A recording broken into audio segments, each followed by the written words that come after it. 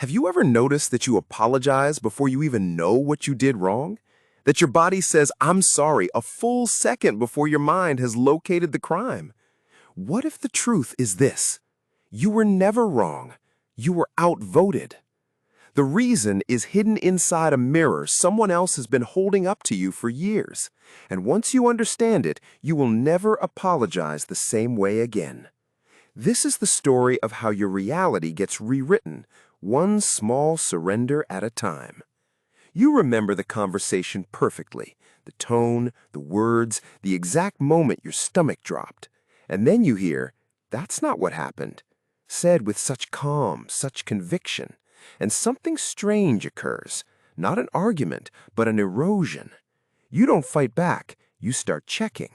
You replay it, you write it down, you ask a friend carefully without saying why, just to confirm you're not losing your mind. This is the invisible prison, a life spent gathering evidence for a trial that never officially started, defending a self that no one charged except the one person whose opinion somehow outweighs your own memory. You call this being fair. You call this hearing both sides. It is not fairness. It is the slow transfer of a verdict you used to be qualified to give. But this is where most people misunderstand gaslighting entirely. They think it's about lying. It isn't. A lie is a single false statement.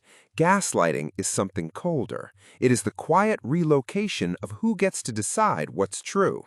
The human mind has hidden patterns. Subscribe to the channel. Stay aware. There is a concept in psychology, the persona, the mask we build to survive being seen. Most masks are harmless, a little performance for the world. But some masks are load-bearing.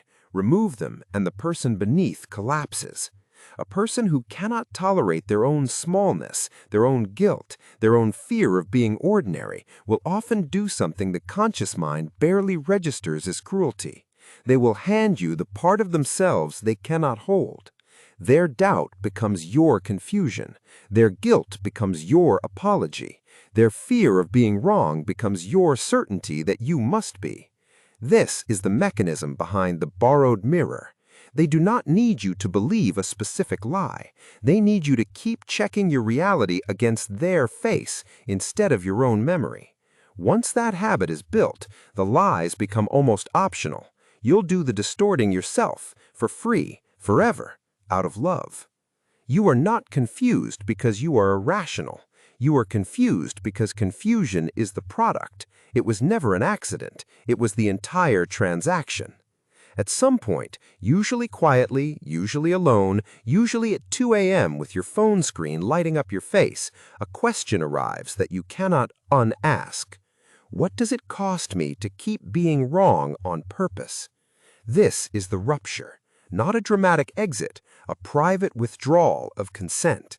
You stop asking, "What's wrong with me?" You start asking, "What have I been paying in reality to keep this peace?" This is terrifying because it means standing entirely alone with your own perception, possibly for the first time in years. No corroboration, no witness, but yourself.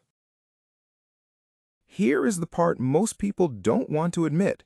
The person doing this to you may not be lying consciously. They may believe their own distortion completely. That doesn't make it less dangerous. It makes it generational. It makes it inherited.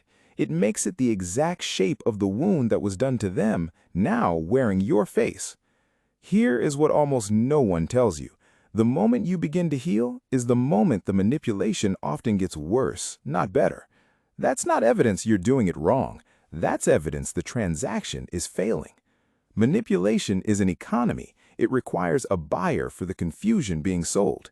The instant you stop purchasing your own self-doubt, the instant you say calmly, "I remember it differently, and I'm not auditioning that memory for your approval," the entire exchange collapses. Not because you won an argument, because you closed the market.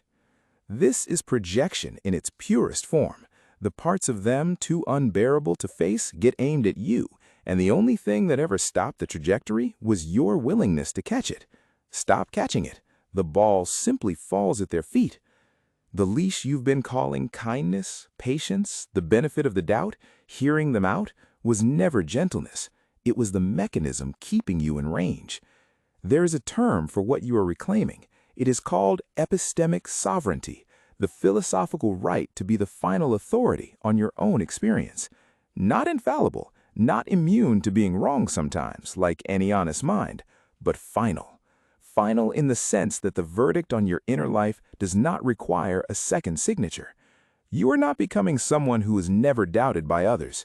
You are becoming someone who no longer requires their permission to believe yourself. This is the rebirth, not the apologizer, fluent in arguing herself out of existence, not the reactor, perpetually responding to a reality designed by someone else. The anchor, the one who no longer drifts to match the tide of somebody else's certainty. Your exhaustion was never proof that you were too sensitive. It was evidence. Evidence that for a long time you have been living inside a reality edited by someone else's hands and calling the editing love. The mirror was never theirs to hold. It was always yours. Pick it back up. If you've ever caught yourself apologizing before you knew what you did wrong, tell me in one sentence the moment you first stopped trusting your own memory. I read every one.